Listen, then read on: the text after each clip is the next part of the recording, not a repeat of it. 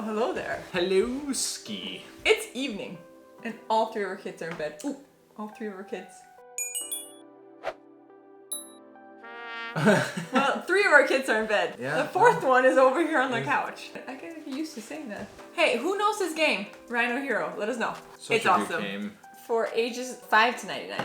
Like this? Yeah. Okay. Because my eyes are bad because I'm old. Not 99 though. Not 99. You can play Rhino Hero for a long time before they kick you out of the Rhino Hero Players Club. Would they? They do ruthlessly. Man. Huh. Sorry. Interesting. I did give her a pacifier. I know. This is actually, it's a good segue into what we're actually going to talk about. Yeah. So our daughter is almost about to cry. She's looking unhappy. She lost her pacifier. Christine's on pacifier duty this evening. She is, she's calm again. She's happy. Oh, good. And asleep. That's what Happy I wish is- I was. That's basically a default parent thing. I wish I was asleep. 4 kids. That's kind of crazy. She's not happy. No. She spat out her pacifier. She'll be happy again as soon as she gets it back in. She's happy a few times and then she'll fall asleep. She usually said. Presumably. Yeah. Yeah.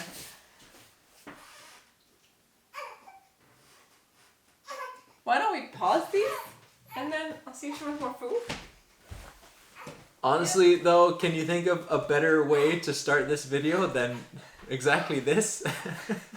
I mean, having kids, you spend a lot of time readjusting your plans, which is why it's so important to have those plans in the first place, because otherwise I can't imagine not running around like a headless chicken. So we're going to talk about 8 things that we wish we'd known before we had kids. And the first one is that, there are going to be huge changes along the way, but your life isn't over. And you don't have to put everything on hold. I mean, you're going to have to adjust. You're going to have a slightly different group of friends because you just gravitate towards people that are sharing a lot of the same experiences as you. Not to say you're going to lose all the friends that don't have kids themselves. I mean, I've kept a few of my close friends.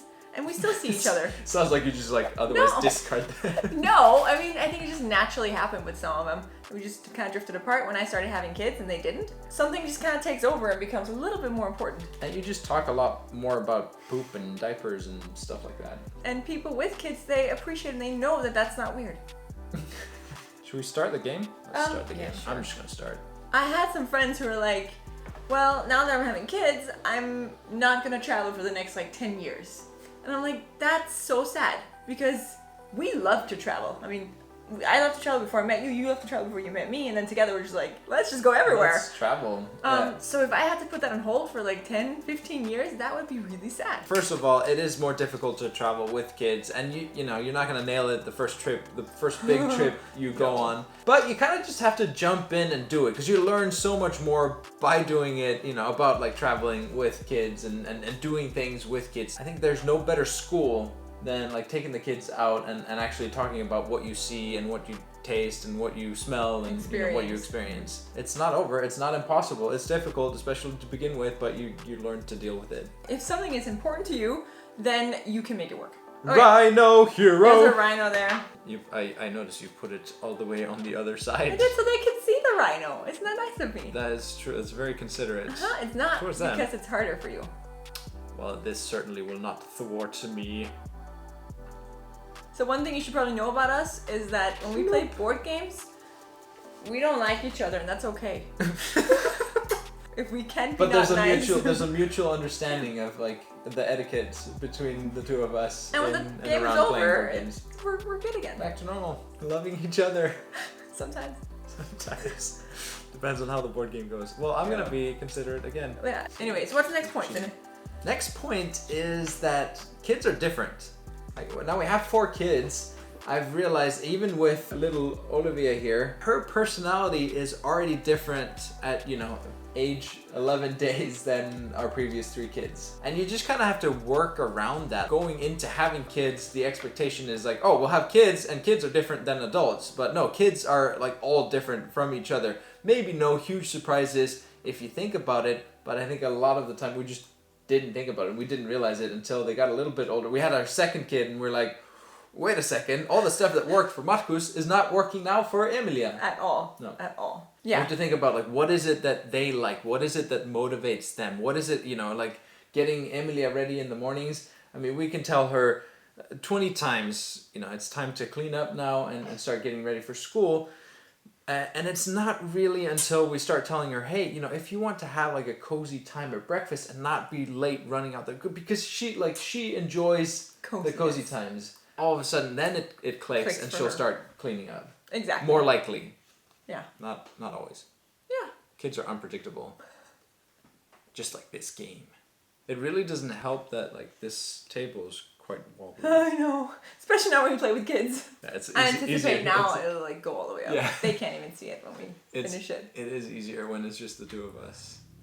Now let's see what the next one is. Oh, that's your thing. You don't think this is important? Okay, you came home when we were in Texas from this conference you were at with your master's degree people. Some deep dish. That's where you got pizza. my pizza for me. I used to live in Chicago. I missed your Donald's. It's quite good. It's really It good. was really good, yeah. Yeah. So I brought that home for you. Anyways, that was not at all. That was not what we're talking about this. at all. No, but you went to a conference, you came home, you're like, Christine, we need to talk to our kids. I'm like, yeah, I think I'm doing that, But apparently you'd heard a lot about how important it is to talk to your kids before they turn 2 because they're sponges at that time. So even though they're not really giving you much conversation back at this point, they are really like absorbing it and understanding. Did you notice she like opened her eyes like as if, wait, am I supposed to be part of this conversation? All the way up to age 2. There's a lot of very crucial development, and I think this was mostly focused on language, and so that was like a light bulb moment for me. But I think at the same time, I mean, it's definitely not restricted to language. And the more you can interact with your kids, the more you can kind of like sit down with them with the pots and pans that they've grabbed out of the kitchen cupboards and just like play and talk, I think the better. Have adult conversations with them, even though it's so tempting to be like, have conversation with them where you actually use normal language. She just spat out her pacifier. She's like, I don't she's want having that. none of that. Alright. So that's the first 3 points. And we are on level, so this is 0, 1, 2, 3, 4, 5. I'm building level 6 now. I think we'll probably just finish the game without the tower actually falling. Oh yeah, I like this one. Kids, they enrich your life. And you may have already figured this out, but I mean, a lot of people are scared of having kids. Like, is it gonna change my life too much? Is it gonna like drag me down a little bit? And I think those are valid thoughts to have. There's definitely a compound effect in that, like having more kids, you definitely have more potential like blow up scenarios between the different kids, and they disagree and they fight over certain toys and what have you. And overwhelmed for you. But on the bright side, there's also a compound effect in terms of like them playing together. So they play together, they learn from each other, they teach each other, they entertain each other. Just like yesterday evening, we're sitting around the table and Lucas was just being hilarious, doing his thing. And it was hilarious. It was funny to watch, but it was just as funny to watch Emilia and Marcus like watching him and laughing at him and them kind of like bouncing off of each other. And those are the kind of things that you don't necessarily think about when you think of like going from 1 to 2 to 3 kids and so on and so forth. I think the potential for awesome fun times as a family is just grows the more kids you have. That's it. That was it. Well, for you maybe. For me. I think also with having kids, I thought it'd be a lot more of like me raising them and me like making them responsible adults and like giving them all the wisdom that I had. There's a whole lot of two-way learning going on here. Like, I've become a better person, I think, for being a mom to these 4 kids. Like, I've learned so much, so they're teaching me just as much as I'm teaching them. You learn to listen in a completely different way. Yes. There's not as much like directing and controlling and teaching. There's more of this like gentle nudging and like guiding them to like see things from your perspective and recognize that, this is also something that I like, or I don't like it, and then you see a new perspective. Yeah, so kids enrich your life. Kids are awesome. They Kids really are. awesome. Okay, And, now I'm not sure we'd even have this game if it wasn't for kids. Oh, that's right. I can't even Oh see. Is there a wait, rhino am on it? no, sorry. Did I just? You forgot to put the rhino in place. I just like went one step ahead and skipped. Oh, what I was supposed to do. So now you put the card in. I know how to play this game. Okay. Where are we? Here. Oh my gosh. And there you go. Oh, Rhino. Oh, do I say like Rhino Uno? I don't think so. I don't think so either. Oh, wait a second. It's all about getting rid of your cards, right? Huh. This one makes you lose your turn. Here, now you take her. Oh, what? Okay. Yeah, because I'm going to finish the game now and win. No, I get a chance to. No, you don't. No, probably not. Oh. I'm sorry, burper. Maybe that's still it. Bam, bam. And the last one. I won! This really isn't as much fun when you don't have the kids. I say that because I'm a sore lost. loser. Yeah. Alright. I think we should draw another couple of cards, or should we just start over? No, let's draw another couple cards. Okay. Although, I mean, technically, I won. Let's just all be clear on that. First round. Okay. Oh yeah! What happened? Let me try and put it down. Next one is talk to your partner. So, I mean, we talk about talking to your kids as being important. Talk to your partner is also very important. Make sure you align on the important topics before they happen. What's your stance on screen time? Like, do you not want them to have any until they're 2? Or do you, like, are you fine with them watching like 10 hours every day? Like, where are you? And make sure you align on that. Diet, discipline, Sleepovers when they're older. Like, do you do them? Do you not? And why? Like, just make sure that you're aligned so that when your kids ask for something that you're not like, sure. And then I was like, no. And then you have to like have that conversation. Sorry, yeah, I'm totally part of this conversation, by the way. It's okay, you're gonna lose. Actually, it does seem very structurally sound. Where is Rhino? He's down there. Whoa.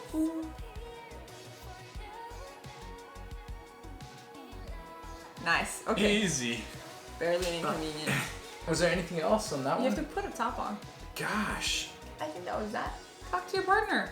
Align on things. That's important. I guess I wish I'd known that. I mean, we did talk about a lot of things, but there are also things that we just assumed that the other one agreed with because it was logic. But the other one had a different type of logic. So it's just, yeah, talk about these things because you might not agree. And just like a little pro tip, if your kids come and ask for something new that you haven't like answered them on before, say, let me talk to your dad about that. Yeah. That's always a better one than to say one thing and the other one says something else. Because that's also the objective of this, is to make sure that you're on the same page towards your kids. Mm-hmm. Your turn. Okay, the next one is sleep routines. Sleep routines. Mm-hmm. Take it away, Benny. Well, we knew that sleep routines were important, but we didn't really know that sleep routines were important. I mean, because sleep is so crucial for you as a parent. And if you're not sleeping well, you're not happy, you're not energetic, and that impacts the way that you are as a parent and how you treat and raise your children. Yeah, you can't be as good of a mom or dad if you have constantly only having like 3 hours of sleep every night. There are a lot of things that you can do to try to ensure that, you know, your kids get as good a sleep as possible and that you, by extension, get a good night's rest. Yeah. She's not having a good night's rest right now. No, she's so really let me go give her a pass. Well, it's my turn anyway, so. Yeah. Baby girl. Oh my gosh. Wobbly. Oh, where are you? Where are you? Little rhino hero. Oh my gosh.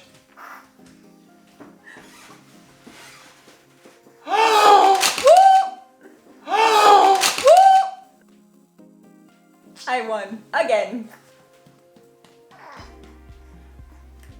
One-handed. Such a stupid game.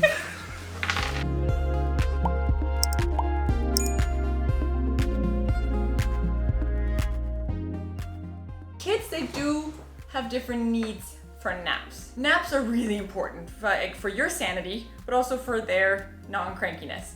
But I mean, there are some kids that just have a harder time taking naps. Marcus, our oldest, he was a champion of naps. Lucas didn't nap as much, and it was harder for him to fall asleep. He woke up a little bit more. Do whatever you can to get them on a routine, but also just be aware that if your best friend's kid sleeps 6 hours every day, then that doesn't mean you're a bad mom or your kid is broken. It just means that you do your best with your kid, and they're individuals, and we've talked about that to some extent. I also think that this brings up another point, and that is everybody's an expert. I don't think we wrote that down.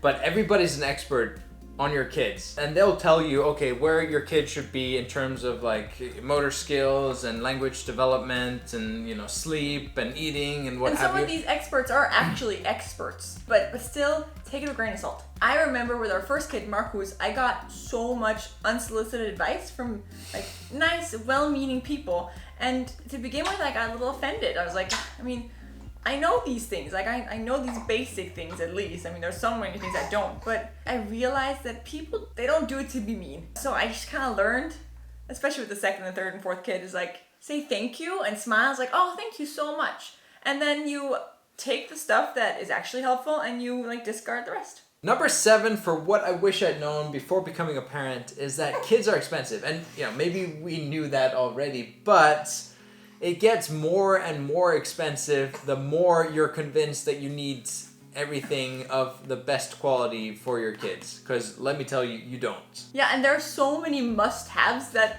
aren't really must-haves at all. Like having a pram that you can walk down the street with, and having another pram that they can sleep in the back of the house, and having strollers that you can click car seats into, another stroller for like other things. Like, it's just... And they all have like specialized features that might sound really nice, and if you're a new parent, then, you know, you're like, oh, I probably need this for my kid. A lot of this you don't need, and I would recommend before you invest in like a specialized stroller or, you know, any sort of like specialized chewing toys or blankets that help the kids roll over more easily, like see how the kids actually develop, see how your needs kind of adjust to having kids, and see what would be most important for you to have. You know, if you travel a lot, you might want to get a pram or a stroller that just folds really nicely. And then that's the most important thing for you to have, not to have a stroller that has like 3 cup holders or I don't know.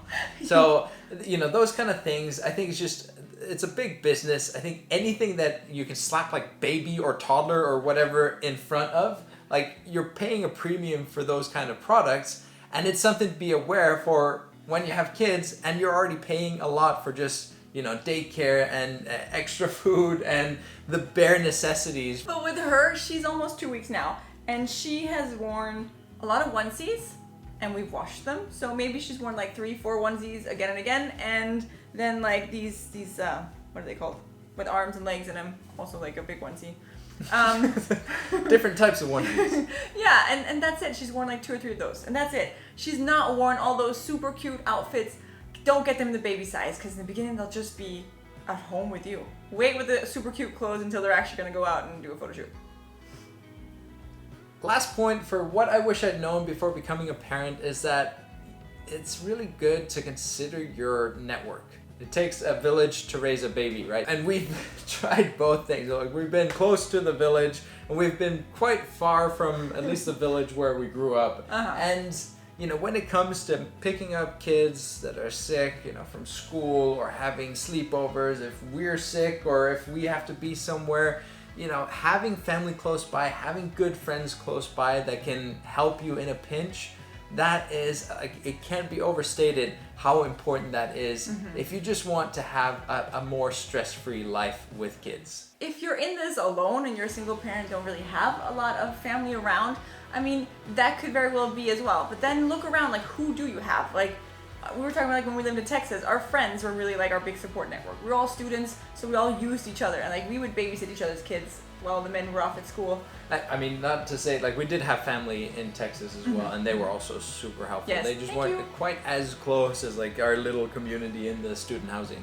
Exactly. But it's, yeah, point well made, Christine. Thank you very much. Now, we know a lot of you who are watching, you already have kids, so let us know if you agree with our list, and if you have any of your own that we didn't think about, then please share those as well. Yeah, and thank you so much for your comments in the past. They've been very supportive and just really thoughtful and nice, and a lot of good suggestions for, you know, what we should do with future content that we make, and, you know, little tips and tricks, and that we really take to heart and we try to implement while we're making our videos. So thanks for that. Thanks for your likes and for subscribing. We also appreciate that a lot. If you've enjoyed this video, then we made another video on 10 life lessons that we picked up from selling everything and moving abroad, and I think you'd really enjoy that. So that's over there, and then we'll see you next week. Bye!